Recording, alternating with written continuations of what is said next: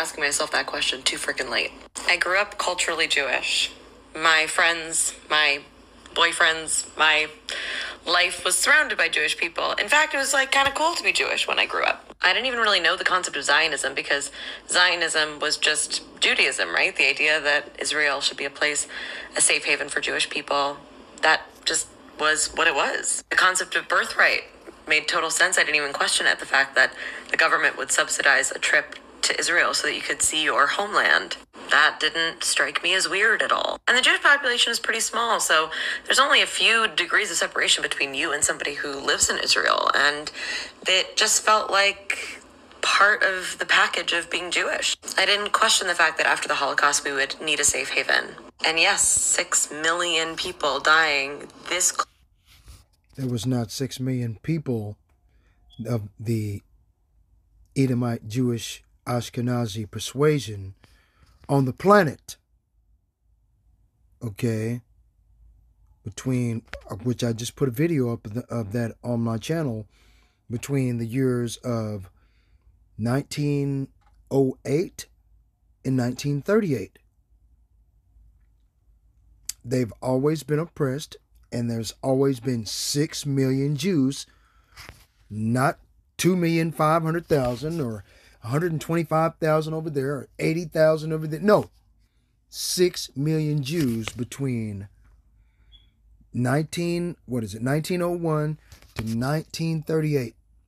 It's always been 6 million. Why that particular number of Jews, so-called, that were affected by this made-up Holocaust, right?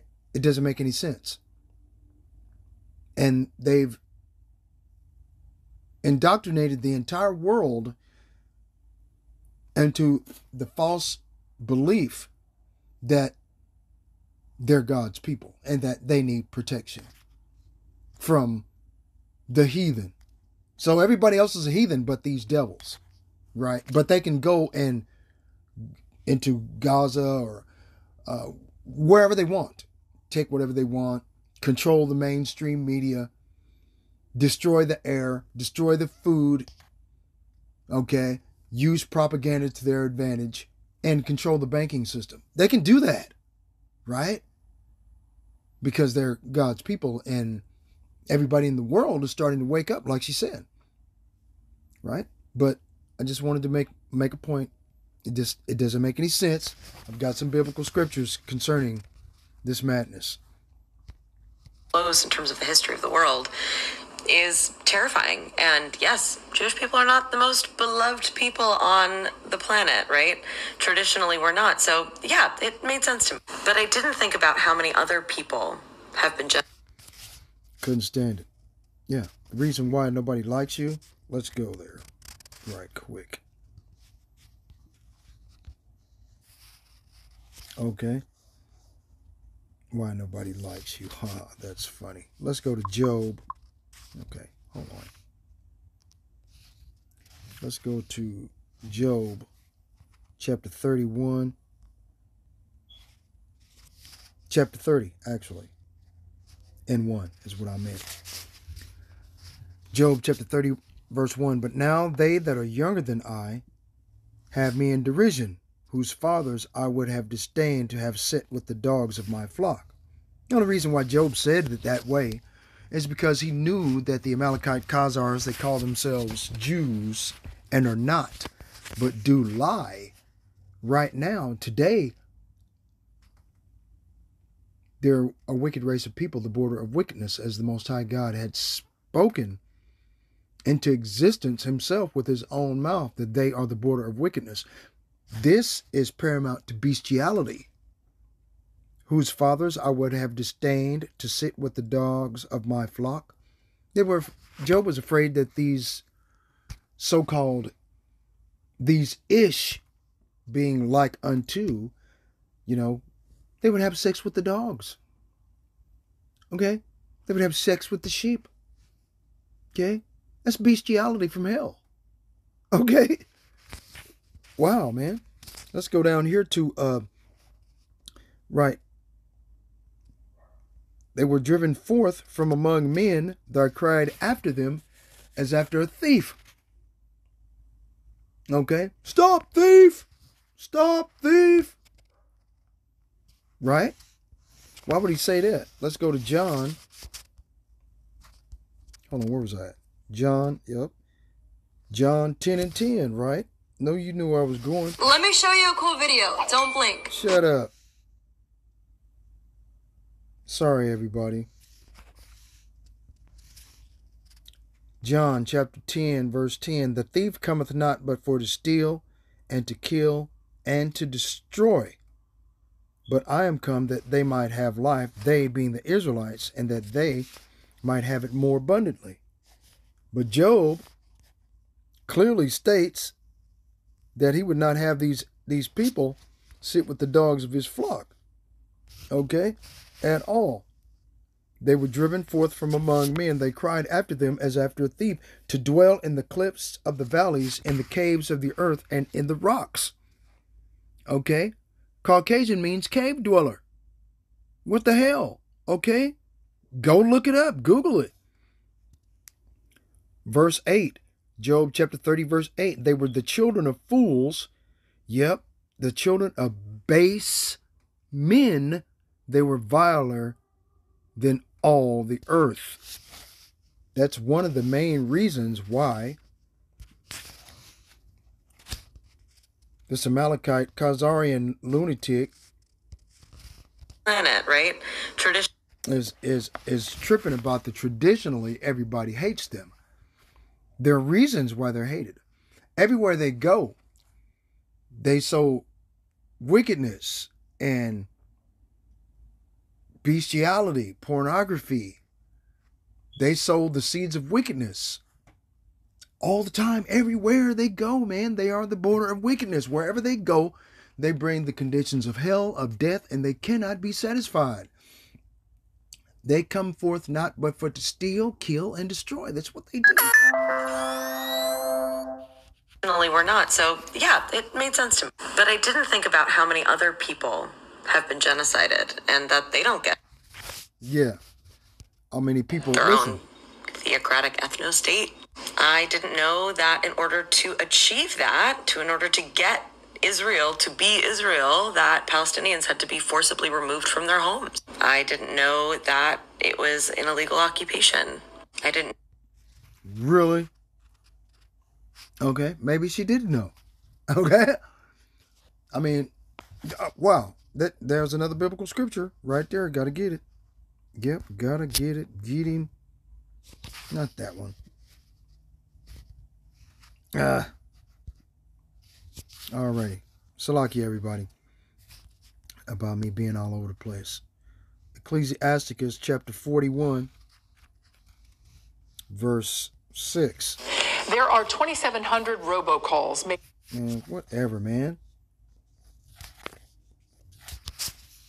Ecclesiasticus chapter 41, verse 6. The inheritance of sinners' children shall perish, and their posterity shall have a perpetual reproach. Right? Now, let's go see. Okay, the children will complain of an ungodly father, because they shall be reproached for his sake. Right? So let's go find out about reproach, perpetual reproach. See if I can get that. Okay. Reproach. Salakia.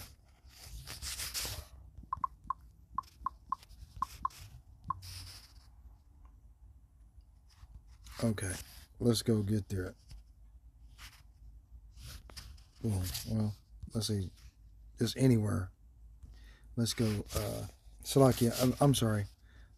Genesis. Oh.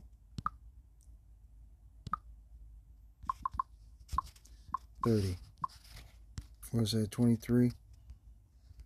Hold on. Alright. Let's go see if I can find this word reproach. See if we can find out the definition for it. Strong's H2781. Cherpa. Cherpa. Scorn, reproach, taunt, scorn upon enemies. Reproach, resting upon a condition of shame, disgrace. Rebuke, shamed, contumely, disgrace, rebuke, shame, right? So, yeah, they should be ashamed, clearly. Didn't know that Israel controlled a huge percentage of Palestinians' water. I didn't know that it was a 75-year occupation. I didn't know that Palestinians had to move through checkpoints in order to get anywhere. Really? Okay. Did they not do the same thing to the so-called blacks and Latinos here in America? Yes, they did. Checkpoints, all of that. They were called slave masters. If you were a free slave after the Emancipation Proclamation, which simply traded the fact that you were privately owned slave down in the South, privately enslaved, to publicly enslaved from the South to the North. That's all the Emancipation Proclamation was about, was changing private ownership of slaves to public ownership of slaves. That way they can send the slaves to different parts of the country as property. Okay? Now, after the Emancipation Proclamation was put down, and so-called blacks and Latinos, Native Indians were given freedom, so-called, okay, you had to prove that you were free. You had to prove that you had paperwork proving that you were free, or they were going to put your ass right back into slavery right away. Okay? So, yeah, there were checkpoints even then. And then as far as occupation, the so-called white, blonde-haired, blue-eyed Americans have been occupying these people's land, the indigenous population of people that were already here, for a very long time. Okay? Now, let's get back all her madness. Here's another one.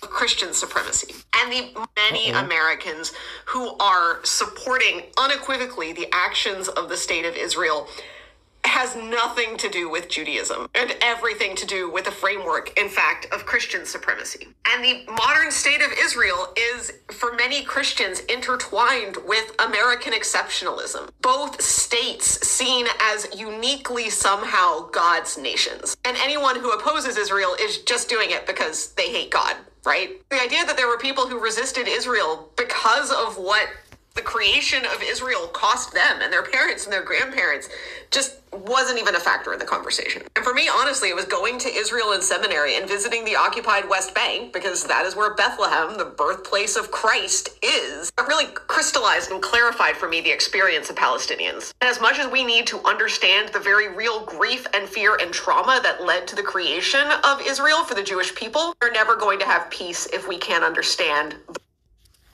No. They're never going to have peace. Let me explain that a little better. Let's go to my files. Okay, hold on. Let me see. Okay. Where is it at? I know I had seen it earlier. Okay. Okay, because check this out. Okay. The late president of Egypt, Gamal Abdel Nasser, stated, "The Jews will never be able to live here in peace because they left here black but came back white." Okay, so no, there's never going to ever be peace as long as these imposters continue to claim that there's something that they're not. It's just that simple, man. And then when people try to tell you the truth, you don't want to hear it. Right? Revelation chapter 3, verse 9, "Behold, I will make them of the synagogue of Satan, which say they are Jews and are not, but do lie. Behold, I will make them to come and worship before thy feet, and to know that I have loved thee." Okay? Are you paying attention to the picture? Okay? The true biblical Hebrew Israelites, all brown melanated people, enslaved, in chains, right? Got children all over the place. And this Khazar convert, right? All by himself, right? See? You know, that's just who these people are, man. They're wicked. They're the devil that the Bible speaks of, you know. And get this. Strictly speaking, it is incorrect to call an ancient Israelite a Jew or to call a contemporary Jew an Israelite or Hebrew. Jewish Almanac, 1980. You see what I'm saying? So, whatever you get done, man, you know, these people, maybe they don't know that they have been deceived. But the true children of Israel are blacks, Latinos, and Native Americans, for your personal information, right? In case you didn't know that. Okay. So, that's all basically what I had to say. But we're going to go and continue with the video. Right? We're never going to have peace if we can't understand the grief and trauma and loss of the Palestinian people and what the state of Israel cost them. What happened to the grief and pain and loss? Okay? What happened to the pity? What happened to the remorse that was brought about on the so-called blacks and Latinos? Nobody gives a shit about the Holocaust that happened to them. How they were stolen from an indigenous populated people of land, sold by the people of that land into the hands of these Edomite devils, where the transatlantic, the sub-Saharan slave trades were all financed by the very self-same people that currently inhabit a land that is not theirs, putting on the moniker of a righteous people. I mean, these people, they really pissed me off. I took a picture. I took a picture of, yeah, here it is. The etymology of the word Gentile, right? I was going to do this tomorrow on my camp video, right? So that's what I plan to do. Okay, now let's go down here. The perverted coloration of this word's definition, the word being ethnos, has had a tremendous influence on the character of Christianity in the world today. Instead of recognizing Yahushai's statements that he came for none except the lost sheep of the house of Israel, a specific ethnic racial group, the church now teaches that Yahushua came for all others also. Right?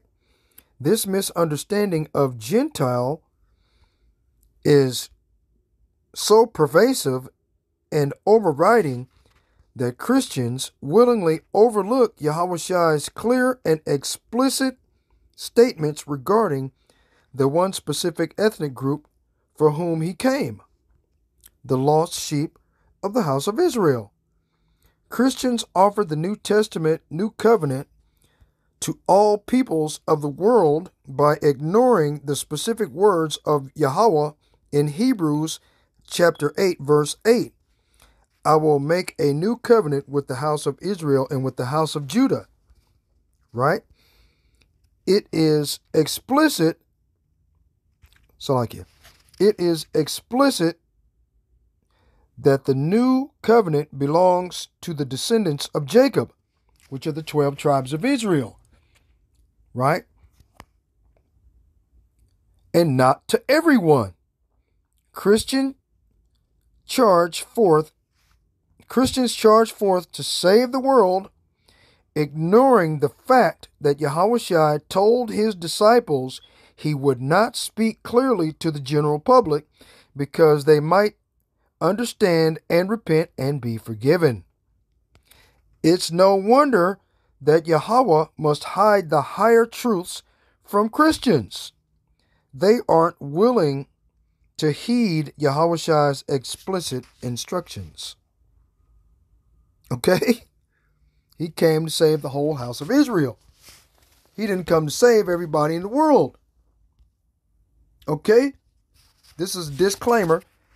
The information on this YouTube channel is not intended or implied to be a substitute for professional blah, blah, blah medical advice, diagnosis, or treatment. All content, including text, graphics, images, and information contained on or available through this channel is for general information purposes only. This channel makes no representation and assumes no responsibility for the accuracy of information on or available through this channel, and such information is subject to change without notice. Okay? So, did you forget what the so-called so-called white man did? Homeland Security, right? Look what they did to the indigenous population. That was the original Homeland Security, man. You know, chicken pox, smallpox, measles. This is biological warfare, man. Okay. Okay.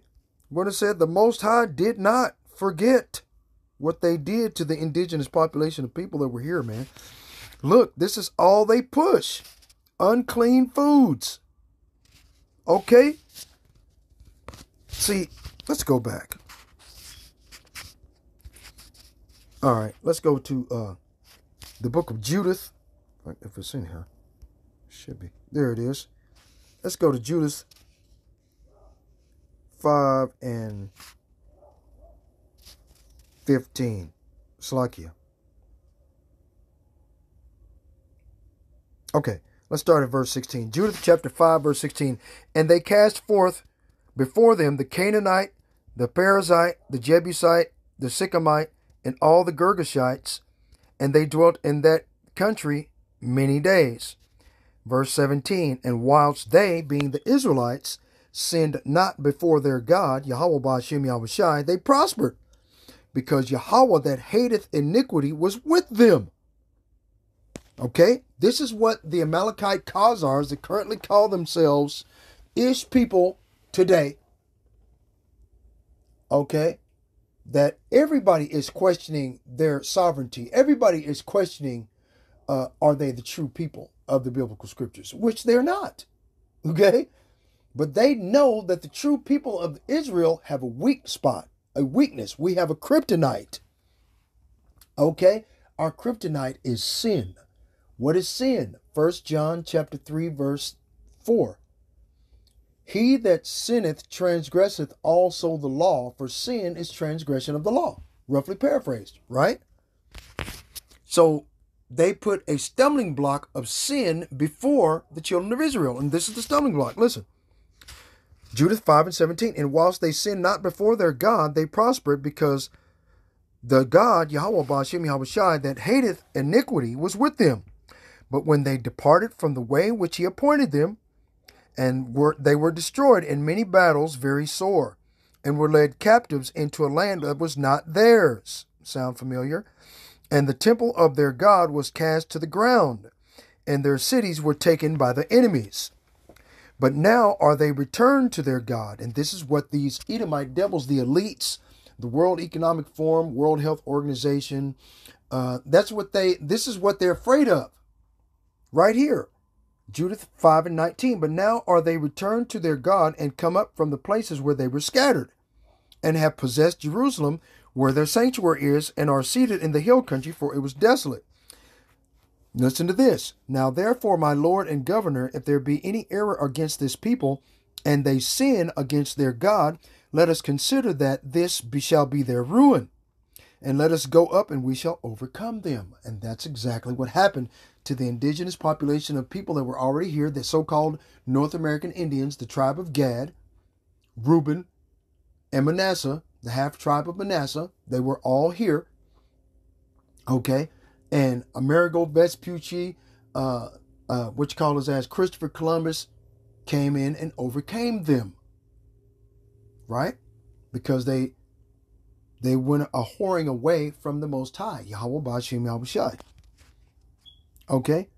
Now therefore, my Lord and Governor, if there be any error against this people, and they sin against their God, let us consider that this shall be their ruin, and let us go up and we shall overcome them. But, see, in the word but, there is grace and mercy from Yahweh. Okay, the creator of the heavens, the earth, the sea, all that is therein, and the foundations of water. Okay, but, verse 21, if there be no iniquity in their nation, let my Lord now pass by, lest their Lord, Yahweh Ba'ashem Yahweh Shai, defend them, and their God be for them, and we become a reproach before all the world. Okay? That's what they're afraid Of the Palestinian people and what the state of Israel cost them. What about Palestine? So, as an American Jew, I feel like I've had a lot of brushes with Zion. Okay, well, yeah, I don't want to hear all nothing she's got to say.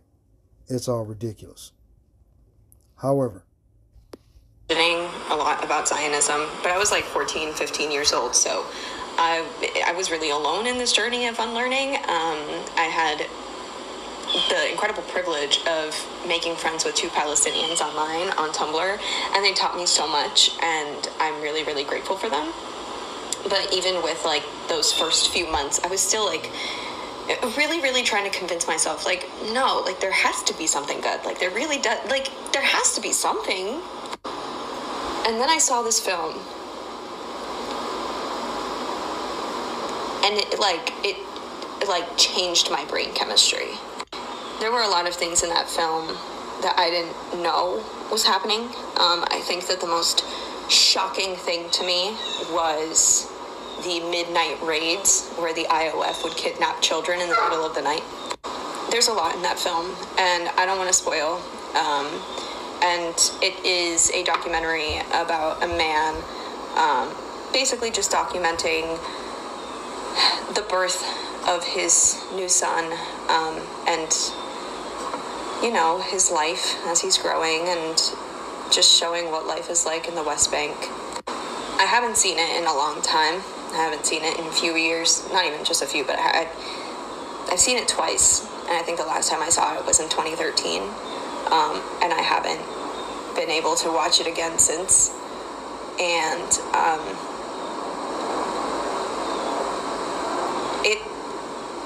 it really did something to me. So I really recommend that everybody watch this. I don't care if you happened upon my video, you're anti-Zionist or you're Zionist. Watch 5 Broken Cameras. Watch 5 Broken Cameras. Please. Please. All Jews who are... So mine was, there was a lot of little things, and a lot of tiny things that made me see, that I think let me see that maybe everything wasn't just as I thought it was. And I think that paved the way for this big moment, because like I think the little things kind of like picked at the foundation. Let's say like my Zionism was like a house, right? I think all these little things were like picking and like at the foundation of the house and like decreasing its stability, like people talking about Palestine, people talking about the history and making me question and second guess what I had been taught. That was picking away at the foundations, right? And forcing me to look more into things. And so that was picking away at the foundations. And then this article that I read, I think my freshman year of college, was, I think, anthropology. And it was like an archaeological article. Try saying that 5 times fast. It was about how around it. And just reading that, like, I love history. I love a good archaeological park. But I could not fathom kicking people out of their homes to do it. Like, to me, those two things are not compatible. Like, I love archaeology.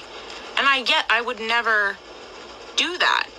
Like, it's not that important to me, right? It's cool, but it's never that important to kick somebody out of their house, bulldoze their house, or force them to evict with nowhere to go, in favor of like an archaeological park. And I love history, I love archaeology, but I was like, it's never that serious. So what the f is going on here? Now I found... Okay. Now let's go to Second Ezra, right?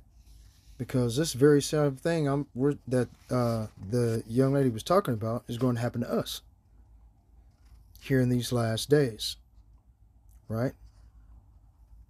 Save big this Christmas. Get this long sleeve shirt for only $2.33. I'm 5 trying colors to to choose from. Find your Where's the speaker, man?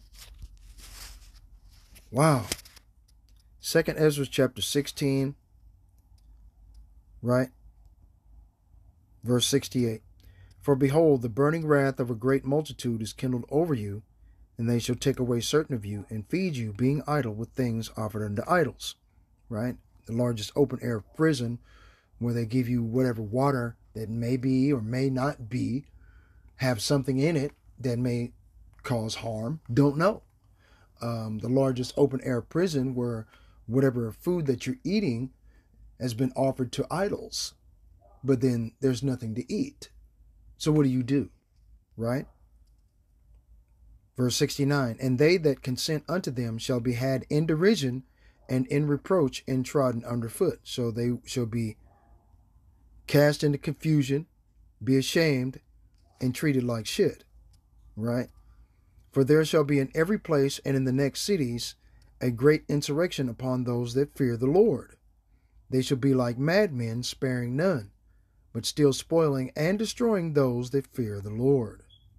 Are not these people that are imposters that picked up the mantle of a blessed, benevolent, and righteous people, and the acts that they portray on other nations of people is atrocious, wicked, evil?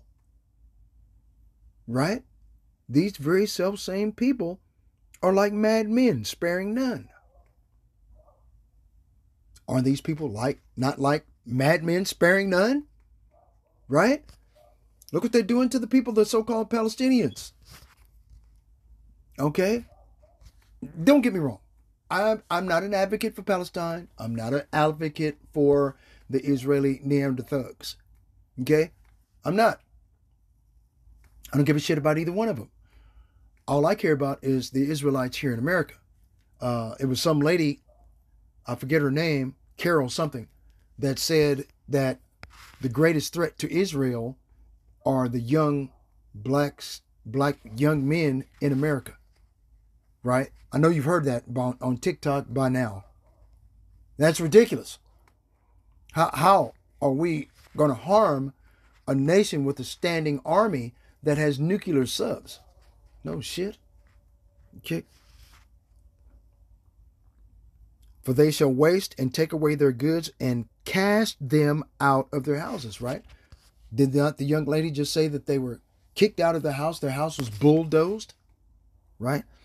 Then shall they be known who are my chosen. Now don't forget, the children of Israel have been scattered throughout the four winds from one end of heaven to the other through the different slave trades that we've been in. The transatlantic slave trade, the sub-Saharan slave trade, the African slave trade, the reverse triangular slave trade. Okay? We've been shoveled and shoved, bought and sold, and cast lots for a very, very long time. What, 300-400 years? They're still casting lots for us. They're still buying and selling us. Okay? In different countries. They're just not putting it on the mainstream media. Look what they're doing to little children. Pizzagate? What the hell is that? Come on, man. You want to... Hey, I'm putting an order of... I've got 12 pizzas and 14 hot dogs. What do you think that is? 12 little girls and 14 little boys. Okay? That's what that shit is all about, man. They've been doing this for a long time, man. Like it says in Isaiah. Let's go over here to Isaiah. Isaiah, because they just popped in my head right then.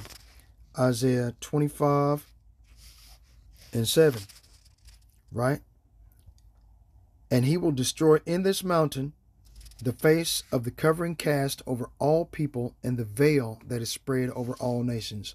What is that covering cast? What is that veil? The lie that these Amalekite, Khazari, Neanderthals, they call themselves Israeli. They're not. They're Edomite.